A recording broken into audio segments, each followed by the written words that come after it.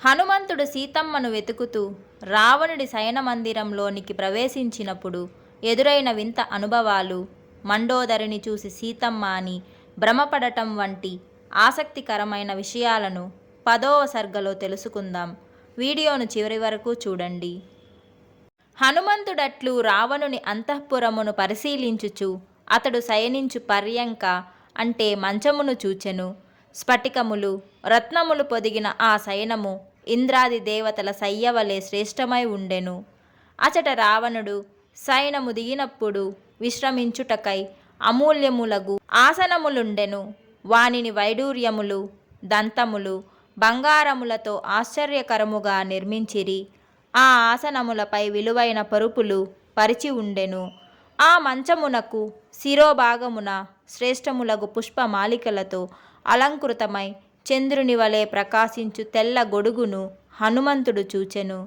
శ్రేష్టమగు ఆ మంచము బంగారు పూతగల దగుటచే సూర్యుని వలె ప్రకాశించుచు అశోక పుష్పమాలలచే అలంకృతమై ఉండెను.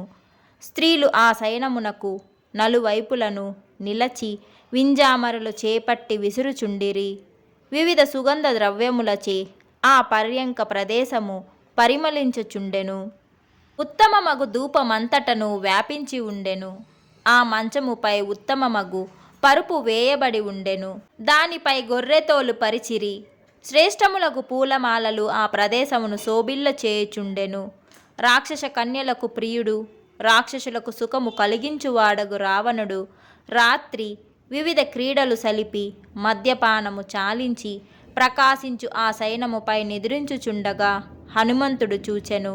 రావణుడప్పుడు మేఘము వలె నల్లనై మెరయుచున్న మేలైన కుండలములు దాల్చి ఎర్రని కన్నులు, విశాల భుజములు కలవాడై బంగారు సరిగ వస్త్రములు దాల్చి గుబాలించు రక్త చందనము శరీరముపై పూసుకొని ఆకాశమున మెరుపులతో కూడి సంధ్యారాగముచే ఎర్రబారిన మేఘము వలె నుండెను. సుందరుడు, కామరూపియగు అతడు దివ్యాభరణములు ధరించి చెట్లు, తోటలు, పొదలతో కూడినదై నిశ్చలమై ఉన్న మందర పర్వతము వలె లోకమును పలుమార్లు కలచివైచి ఒడలు మరచి నిద్రించుచుండెను. బుసకొట్టు సర్పము వలె నిశ్వసించుచున్న రావణుని చెంతకు చేరి హనుమంతుడు మిక్కిలి భయపడిన వాని వలె ఉద్వేగము నొంది వెంటనే ఒకంత దూరము వెనకకు పోయెను. పిమ్మట అతడు మెట్లపై నుండి వెడలి వేరొక వేదిక నెక్కి నిలచి అటు నుండియే నిదురించిన రావణుని చూడసాగెను. తన గాలి సోకినంతనే సామాన్య గజములను వెరిపించు గంధ గజము ప్రవేశించిన సెలయేరు ఇతర గజములు రాకకుండుటచే ఏకాంతమున ఉండునట్లు రాక్షసేంద్రుడగు రావణుడు శయనించిన ఆ శ్రేష్టమగు పాన్పు భయము వలన అన్యులు చేరకుండుటచే వివ్యక్తమై శోభిల్లెను. పిమ్మట హనుమంతుడు తెల్లనైన పాన్పుపై రావణుడు భుజములు జార విడిచి ఉంచగా చూచెను. అవి బంగారు బాహు పరుపులతో విలసిల్లుచు ఇంద్రధ్వజముల వలె నుండెను. ఐరావతముతో పూర్వము పోరాడినప్పుడు ఏర్పడిన గాయపు మచ్చలు, దేవేంద్రుని వజ్రాయుధపు ఘాట్లు వానిపై ప్రకాశించుచుండెను. బలసిన మూపుతో విష్ణుచక్రపు గాయముల మచ్చలతో కూడినవై దృఢములై పరస్పర దృశ్యములై చక్కని మూపుగలవై సంగతములై దృఢమగు సంధి బంధములు కలవై మిక్కిలి బలము కలవై మంచి లక్షణములు గల గోళ్ళు, బొటనవేలు, అరచేతులు కలవై గడియమానుల వలె నున్నవై గుండ్రములైన ఏనుగు తొండముల వలె నొప్పుచు ఆ భుజములు 5 తలల పాము వలె నుండెను.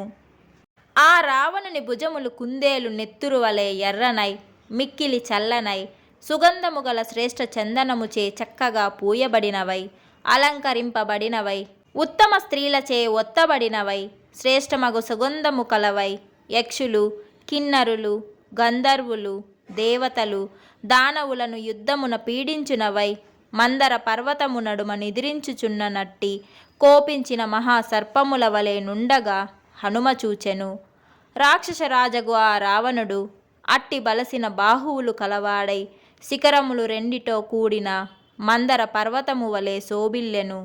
అట్లు నిద్రించుచున్న రావణుని పెద్ద నోటి నుండి మామిడి, పొన్నపూల సుగంధము కలవై పొగడపూల ఉత్తమ గంధముతో కూడినవై మృష్టాన్న రసముల వాసనతో కూడినవై మద్యగంధము కలవై అగు నిట్టూర్పులు ఆ గృహమును నింపుచున్నవో అనునట్లు వెలువడినవి.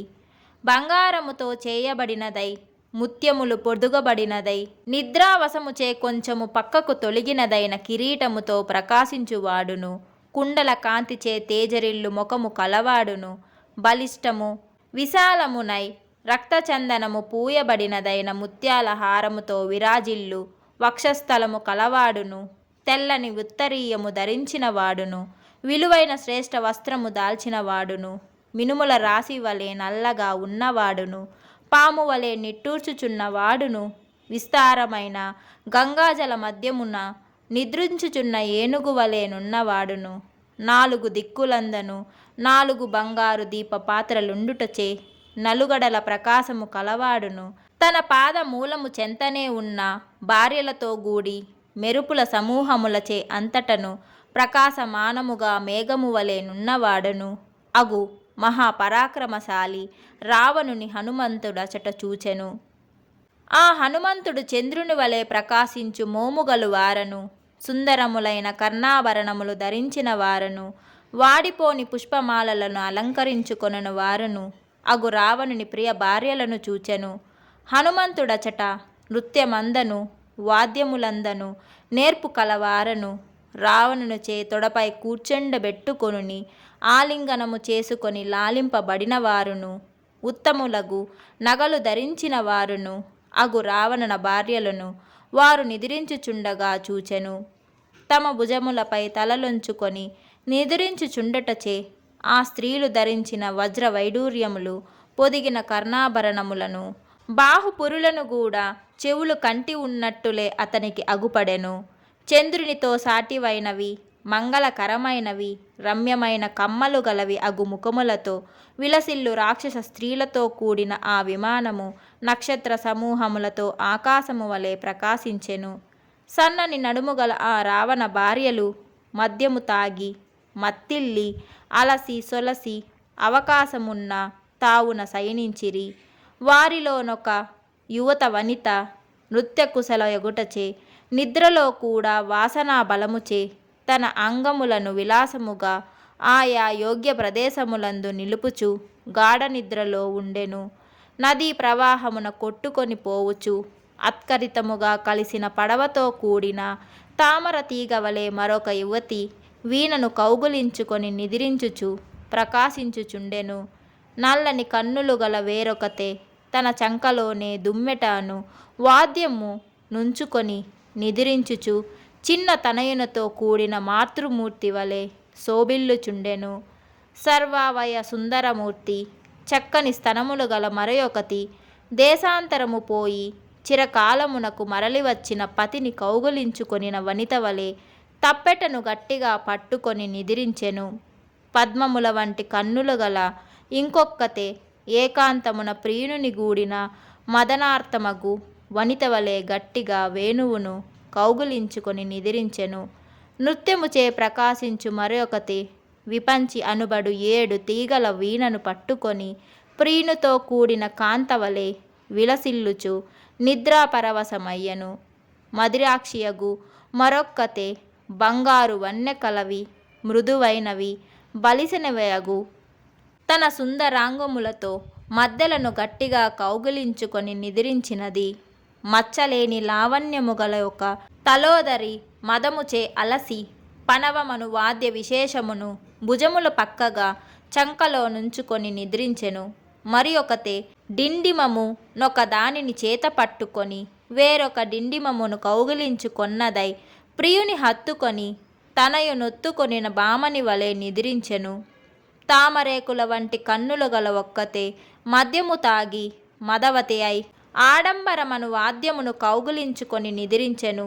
మరి ఒక బామిని సర్వాభరణములు దాల్చి నీటితో నిండిన కలసమును తనపై బోరిగెల చేసుకొనిదై వసంతకాలమును వాడిపోకుండున్నట్లుగా తడుపబడిన చిత్రవర్ణములు గల పూలమాల వలె నున్నదై నిద్రించుచు శోభిల్లెను.